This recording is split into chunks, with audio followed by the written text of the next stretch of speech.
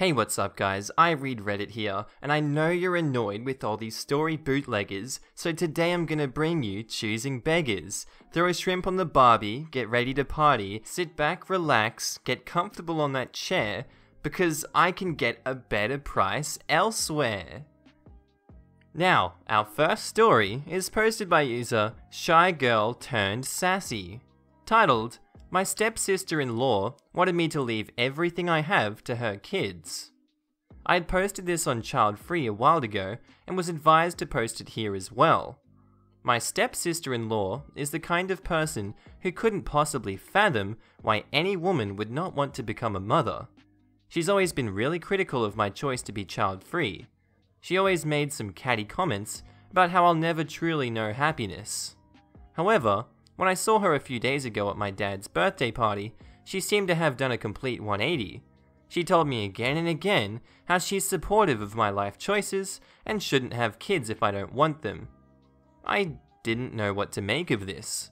I just said something like, "Oh, okay, thanks." But my gut told me there was more to her sudden acceptance than she was letting on.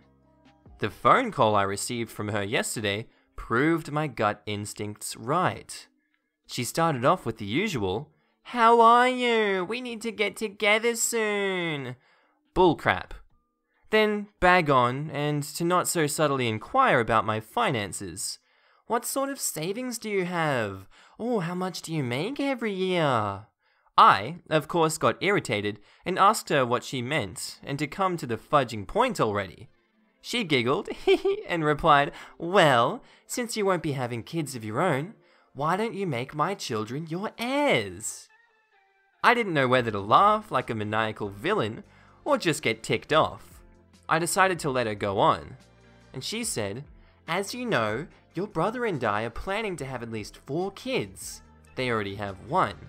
So, when they're born, you can leave all equal portions of your estate to all of them."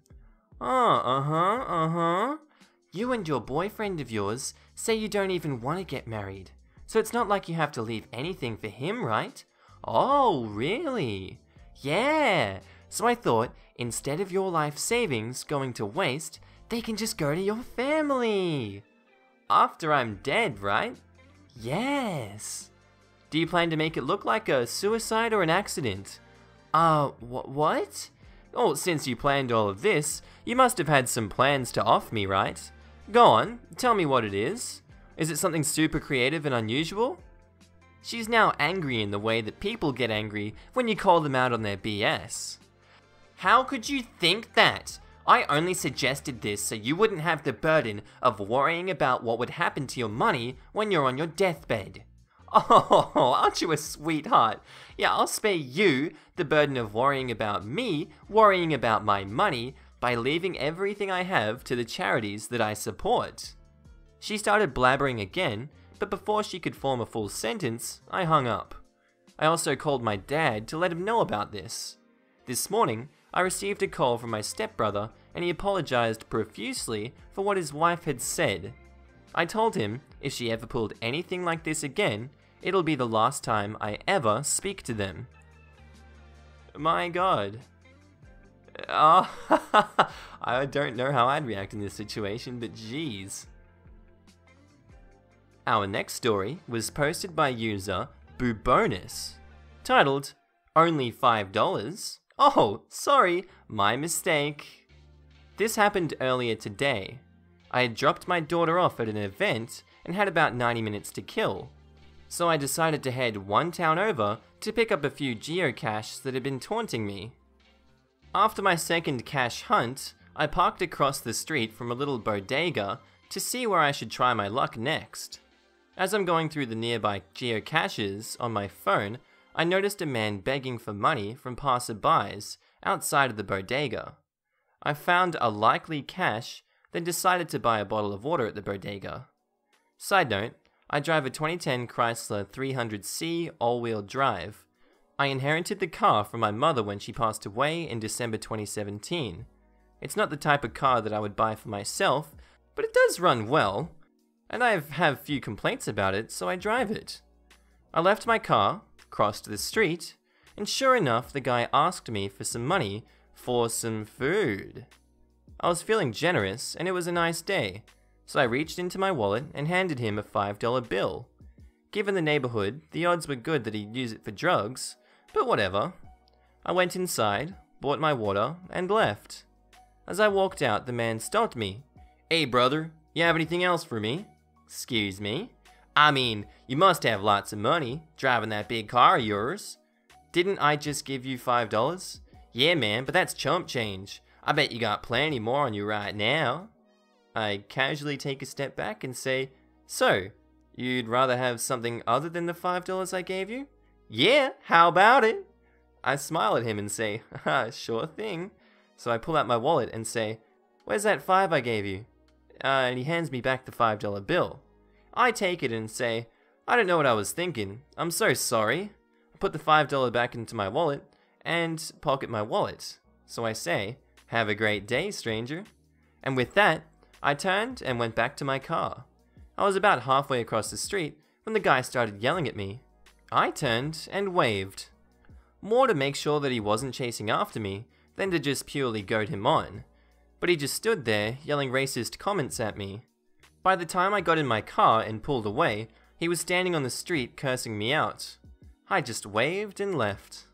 Just smile and wave, boys. Just smile and wave.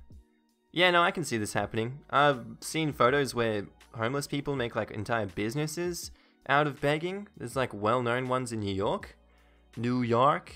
And man, I mean, they're living the good life with like not much effort.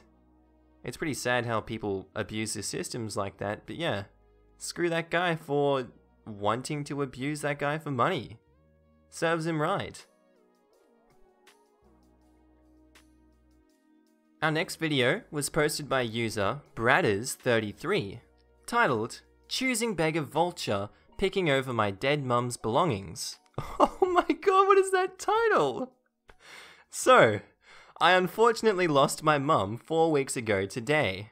Sadly, my mum didn't own her home, nor did she have much money, so while clearing out her place, which she recently decorated on a budget and furnished, I've been listing her belongings on Facebook Marketplace to raise money for her ashes to be interred. Choosing Beggar messaged me on Friday wanting to buy her desktop printer. Fine. However, it was my mother's funeral on Friday, so I didn't read and reply, obviously. He keeps on sending more messages through the day to get me to reply. He's keen, and not to know, I guess that means he doesn't know that I'm at my mother's funeral, so I ignored him. I finally reply on Saturday. It's £15 for a fairly new 45-pound Epson printer. He agrees that he wants it, and we arrange for him to collect from my mum's today, as I'm here again doing more sorting and cleaning. He texts to say that he's on his way and adds, £10 okay? No dude, not okay. It's £15. He arrives and I tell him it's £15. He starts pulling a face, so I say to him, as you can see, this is an old people's accommodation, not my house. I've lost my mother and raising money to bury her, so it's £15. The software is all there unopened, it's as good as new. He very reluctantly pays up and asks what other things I'm selling, so I show him around. He says he likes the beautiful side table and asks how much. I say £20. He replies, but can I have it for free? I repeat that, sadly not, I'm raising money to bury my mother, remember? He then starts poking around all of my mum's belongings and asks, so what is here that I can take for free then? Absolutely nothing, you vulture, pee off. I didn't say that, as I was of course terribly British and apologised that nothing was for free. To be honest, anything that is left will go to a deserving local charity and not a choosing beggar. He took his printer and ticked off. Oh my god, this edit. So, I completely forgot to add that when he went to pay me, he pulled out a wad of about £300 in £20 notes, just to add insult to injury. I like this comment. I hope that the printer always pulls the paper in just slightly crooked. That guy deserves the frustration. Yeah, no, this is actually fairly common amongst very affluent people. So I have no doubt that this actually happened, and that guy's a complete scumbag, but he obviously knows what he's doing, because people that do this often would do it because it's been successful in the past. So just keep gaming the system until something works, like the law of averages. Learned that doing some MLM, ayy. Anyway guys, on to the next story, let's get it. Our next story was posted by user littleauthoress, titled, "Ex-boyfriend gets angry at me when my parents don't hand over 15 grand. Some backstory. I dated this guy for a long time and was a nice guy. Choosy beggar and entitled person all wrapped up in one. I have tons of stories, but this made me laugh. I was the only one who worked, and he sat at home eating Maccas and playing games, drinking, and being lazy AF. He destroyed my bank account daily and threatened to kill himself or my family if I told him I wanted to leave him. Anyway, one day I received this phone call after work. He says, 'Hey, I need you to ask your parents something.' I'm skeptical about this, so I say, 'What like?' 'I just want them to give me a loan.' Now, my parents are very wealthy, but they despise my boyfriend because of how much he takes from me. So I say, 'No, sorry. Really doubt they'll give you a loan. I already owe them so much for keeping my car on the road.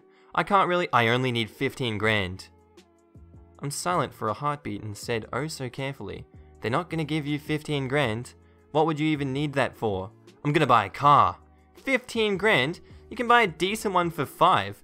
I'm still not asking mum and dad to give you $15,000. I myself would never ask, but I want a decent car. New one if I can. And besides, I can pay them back when the house sells."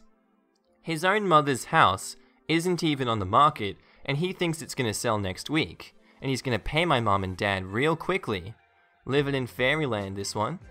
Houses take a long time to sell, mate. It'll take years. No, it won't. Yes, it will. It will. I've done this 4 times living with my own family, and even so, mum and dad are not gonna give you $15,000. Boyfriend then explodes, and he goes, "That's because they fudging hate me!" Internally I go, oh, here we go again. "They're horrible fudging people. I should burn their house down and make them have nothing." Death threats are common with this one. "Oi, they don't have to give you anything. That's because they freaking hate me. They always have. Selfish fudging minors." Yeah, I know. Look, I gotta go. I hang up, and I call mum, and she explodes into laughter. Dad does too. We had another good laugh when my boyfriend asks me to pay for skydiving lessons so he can start up a skydiving school.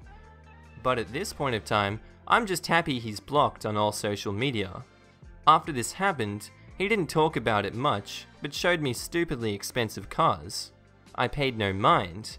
I was too busy thinking of ways to escape his abuse. Update.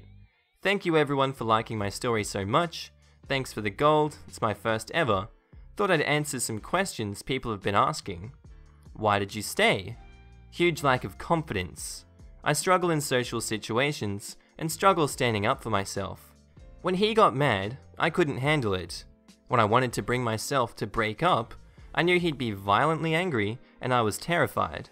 I got stuck in a house with him. The owners wouldn't let me out, and I was the sole provider for his mum and him while they renovated the house. The first year wasn't bad, but he showed his true colors later on. How long ago was this? We aren't together anymore. I blocked him and our breakup was back in 2017. How did it happen? He wanted to move to Brisbane. I didn't. It was one of the few things that terrified me as much as the threats. Little did I know he'd been cheating on me, hence why he wanted to cut things off. But I bolted when I got the chance, got a new job, and put some serious kilometers between us. Hope these answers things for you guys. Thanks once again. Our next story was posted by user CaveFlavoured, titled, "Choosing beggar coworker got ticked off because they didn't want to work all major holidays." This happened a couple of years ago in December. I was working in a bar at the time, which meant working holidays. I didn't mind for the most part, as I don't celebrate any holidays, including my birthday, besides New Year's. When I noticed on the schedule that I had to work New Year's but was off during Christmas, I was really disappointed, especially since I already worked the New Year's shift the year before as well, and I absolutely hate Christmas and do not celebrate it. I spoke to my boss and asked her if there was any way I could trade my shift with someone else, as I wouldn't mind working Christmas. Cue in Choosing Beggar. She immediately lit up and said, "Do you want to trade? I really want Christmas off because it will be my first time spending it with my boyfriend." I said sure. She said she'd inform the boss, and I happily informed my friends that I would join them for the New Year's party. The next day I went to work and checked my schedule to confirm that it was changed. And what do I see? Now, not only was I scheduled for Christmas, but also still for New Year's. I immediately send my boss a text that there must have been a mix-up, because I traded shifts with the Choosing Beggar, and now I'm scheduled for both. She responded to me, "Really?" She told me that you would cover both shifts, as you don't mind working Christmas. Oh ho ho, I was furious. A few hours later, Choosing Beggar popped into the bar, and I confronted her and told her that no, I was not going to cover both shifts. She started crying because it was the first time she was going to spend New Year's with her boyfriend too, and she really wanted to be with him. I told her tough luck. It's my first time spending New Year's or Christmas with my boyfriend too. You can't have both. I explained to her New Year's is really important to me, but I would let her decide which shift she was going to cover. She tried complaining to my boss that I was such a batch for taking these experiences from her boyfriend away from her and blah blah blah. I didn't bother with it and explained to my boss that I would cover her opposite shift, but not both, no matter the circumstances. In the end, the boss decided the shifts would stay as is to stop her whining, and I ended up having a lovely Christmas dinner with my boyfriend, while sneakily enjoying the fact that I ruined Christmas for her due to her own stupidity. During New Year's, my boyfriend hopped right into the bar after midnight and gave me a New Year's kiss, which was lovely for him to do, and spent the rest of the night at the bar with his friends. In other words, we had a great time. Choosing Beggar was angry all Christmas and ruined it for the guests by constantly complaining about how unfair it was that she had to work. And to make it even better, her boyfriend broke up with her during the New Year's celebration. That's what you get. Ho ho, karma! Got him! Nice, I like that one. Our next story comes from user alexpearson17, titled, "My girlfriend's Choosing Beggar cousin loses her crap when we don't pay for her vacation." Backstory: I have a good paying job and I'm able to go on vacations with my girlfriend twice a year if time allows us to. My girlfriend's cousin, Choosing Beggar, is the definition of a bum and has never worked a day in her life. Not very long ago, my girlfriend and I were making plans to visit Asia for our anniversary. We're adventurous people and we enjoy going to new places. Dates were set, tickets were paid for, we were both able to get our vacation days from our workplaces to allow us to go on our trip. I had everything planned and ready for us and we were both excited. A few days ago, Choosing Beggar cousin came over to our house. She doesn't come over very often, so I figured that she was coming over to eventually ask for some cash or something like that. Which she did. I gave her $100 because I know she's in pretty bad financial state and figured she could use it to pay for some food and whatever other necessities she may need. While having a conversation with her, our anniversary plans came up and she seemed very interested in all the little details and everything we'd set up for ourselves.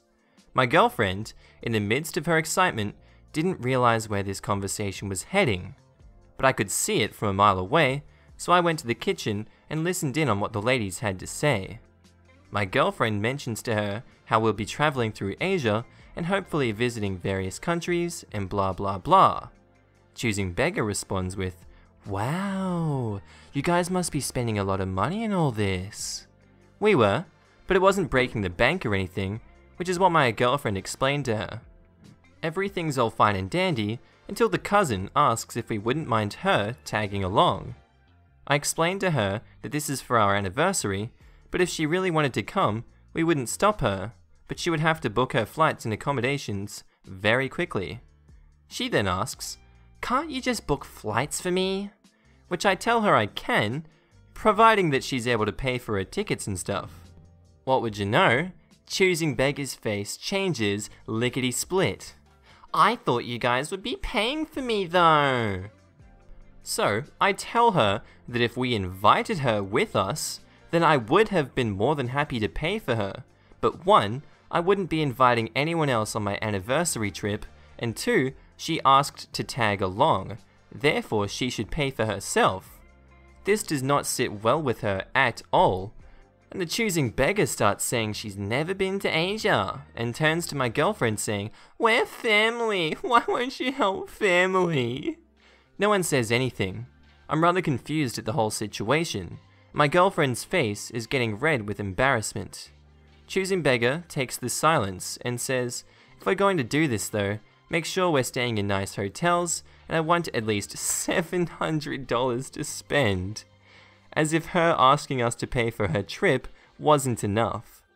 I look at her with the most perplexed face and tell her that no one is going to be paying for her trip, especially when she's demanding so much spending money on top of the fact that we don't want her to come. I tell her that this trip is already going to cost thousands of dollars for my girlfriend and I alone, so there was no way in hell I'd be willing to pay for everything for her and then fork out $700 over her for her to spend at her will. Oh my word, she loses her crap. "We just agreed that you'd pay for me." Which we didn't. "You guys are so selfish." I politely and quietly asked her to leave and that this discussion was over, and reminded her that the only money she was getting from me was the $100 that I gave her earlier. So much for being selfish. "You're kicking me out now? You're a fudging jerk. Girlfriend, I can't believe you got with this self-centered prick." My girlfriend finally breaks her silence and demands that she leave at that very moment, and curses at her for speaking about me that way. After a bit more fuss, the choosing beggar leaves, and me and my girlfriend have a bit of a laugh about it. We haven't heard a word from her since. I know it's not the most exciting post, but this is my first real encounter with a choosing beggar, and I decided to share it. Edit. I've seen all of the comments about the potential that she may steal from us while we're gone, and we're now putting it into place to ask my parents to stay while we're gone. Thanks for the concern though, everyone.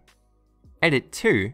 I also understand that me not taking my money back was probably not the right idea, but in the heat of the situation, I was just trying to get her out of the house. Believe me, she won't be getting any money from me. Edit 3. I do see how a few of you guys are calling me the enabler here, and you're right.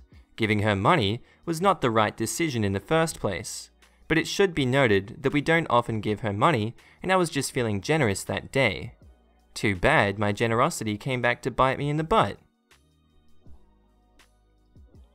Our next story was also posted by alexpearson17 as a continuation of the last one, titled, "My Girlfriend's Choosing Beggar Cousin Strikes Again."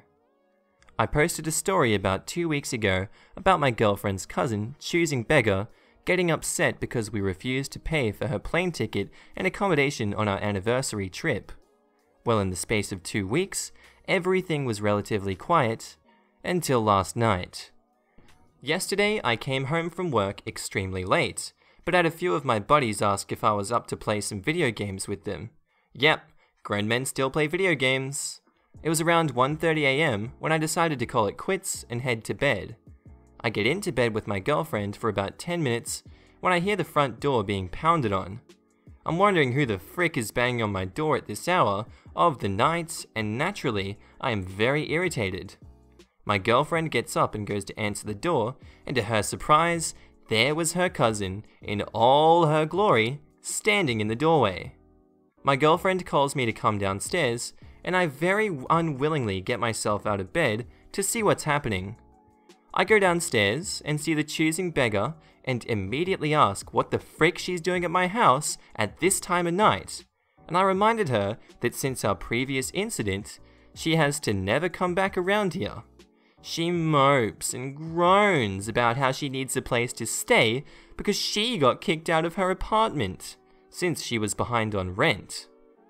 Now, I am completely aware that the Choosing Beggar sees my girlfriend and I as easy targets when she needs money or an odd favor, but I really wasn't having it that night. I wanted her out of my house immediately. I told her straight up that she's not welcome here and she needs to take whatever she has and leave us right now. This is where stuff gets heated. The Choosing Beggar refuses to leave and I threaten to call the cops. She shouts at me and says, "You aren't even part of my family. Your girlfriend hasn't even said that I can't stay." We both look at my girlfriend, who says, "It's his house. If he doesn't want you here, you can't stay here." The look of shock on the Choosing Beggar's face was priceless. "How could my cousin not offer me a place to stay?" My girlfriend responds by saying, "How could my cousin only show up at my home when she needs something? I want you out of here now." The Choosing Beggar still refuses to leave and starts shouting at us that we owe her this favor because we didn't want to help her go see Asia.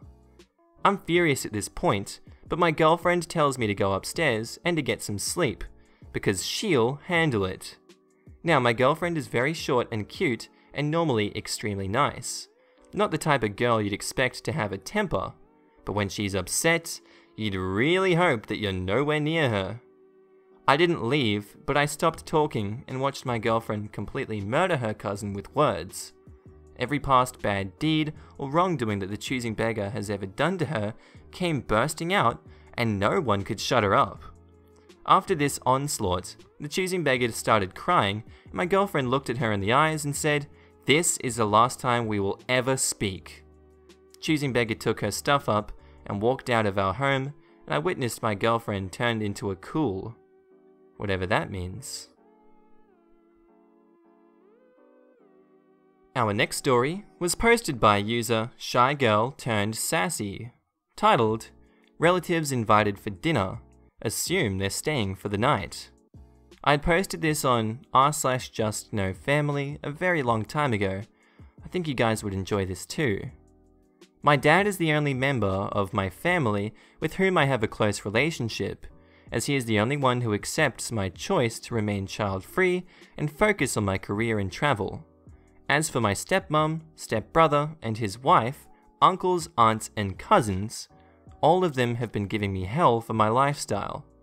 I'm in my mid-30s now, and ever since I entered my late 20s, they began badgering me to get married, preferably to a man my father chooses for me. I'm Indian, so you can imagine how this goes. I got the usual bullcrap bingos. Who will take care of you when you're old? You're selfish for only thinking about yourself. You need to marry and breed because that's what women do. Around 4 years ago, I finally got sick and tired of them and decided to ignore their calls and texts. I only maintained low contact with my stepbrother because he was not quite as horrid as the others. I was never close with these people to begin with, so that wasn't very difficult. For a long while, they took to harassing my dad to get him to get his daughter in line. But he shut them down by saying that it was my life, my decisions. At the time when this incident took place, a certain crisis had arisen in my extended family, one that directly affected my dad. I don't wish to go into details, but it compelled me to interact with these people again. So my stepmother's sister, her husband, their teenage son, along with their grown son, his wife, and their toddler, came to our city to discuss matters. My dad and I decided that we can all chat at my place as it's close to the airport. So all of these folks, along with my dad, stepmother, stepbrother, and sister-in-law, and their baby, my god that's a huge family, are all at my place. We all ate dinner and talked about the issue at length. However, it was quite an ordeal for me as I had to constantly tell off the toddler, my stepmother's great niece, as she kept trying to grab my cat and dogs or make loud noises at them. I asked her parents to intervene, but they just laughed it off. My pets are very well behaved, but are not used to being around kids, especially if they're annoying little brats whose parents refuse to discipline them. As soon as the discussion was over, stepmother's sister asks which one of the bedrooms was for them. I was caught a bit off guard and asked her what she meant. Her husband chimed in and asked, or rather demanded, that I get 2 of the bedrooms ready for their family. We'll be spending the night here. Oh, and breakfast had better been served before 8 o'clock in the morning, as we don't want to miss our flight. He said this with the matter-of-factness of a very seasoned parasite. This was my breaking point. Not once had I indicated that they would be staying at my place. I just offered to host them for dinner once. That's it. Even my dad was shocked. I told them, very bluntly, that I'm not particularly fond of their family and did not feel comfortable letting them spend the night. Also, how the heck did they get this ridiculous idea anyway? Now, my stepmom flared up. She no longer speaks to me directly, so she began asking my dad why his daughter could not put up family members in her home for one night. How can she be so selfish? My stepbrother's kids chose this exact moment to start bawling, so my sister-in-law told her to stop yelling as the baby was getting upset. Thanks, kid. I told everyone in a firm voice that we've discussed what we were supposed to discuss and that it was time for them to leave. Stepmother and her sister walked out grumbling. Everyone else followed. The toddler's mum asked if her kid could pet my dogs. I just said, no, with a straight face, which seemed to pee her off. The baby was still bawling like a champ, so no one was able to say anything. I never even wanted these people in my house to begin with, so letting them spend the night was obviously out of the question. If they'd asked beforehand, and asked politely, then I would have considered it. But I refuse to be a doormat for jerks who can't keep their entitlement in check. And I say, good God, that is a terrible family. Good riddance. Go you, sister. Don't put up with that. You deserve way more than that. Jesus. And our last installment is a story posted by user Stephen King 24/7. Short one, titled, Preventing a Choosing Beggar. Today I taught my 8-year-old son about how not to be a choosing beggar. Today after his soccer game, we stopped at McDonald's for a bite to eat. We placed our order, then got our drinks. My wife and son went to sit down while I waited for the food. When they called my number, they forgot all of my son's food and my wife's wrap. So, I politely showed them the receipt and mentioned that they were missing some items. The manager overheard and told me to have a seat and that they will bring them over when they're ready. So when he finally did and left, I realized that he still forgot my son's chocolate chip cookie. So, I went back to the counter to ask for the cookie. The manager handed me a bag of cookies and told me he threw some extra in there for our trouble. I get back to the table and my son looked at the cookies and said, "Daddy, 2 of these are sugar cookies and 1 is a chocolate chip. I don't like sugar cookies. Can you ask for different ones?" So this is where I explained to him, my son's 8 years old by the way, that if someone gives you extra stuff for free because they made an error, you don't go back and ask for something different just because you don't like it. You just accept it and say thank you. And that's good, a choosing beggar story preventing one from emerging. That is refreshing, that's a really good mark to end on. So guys, I hope you liked the episode. I want to do more of these. Choosing Beggars is a good subreddit.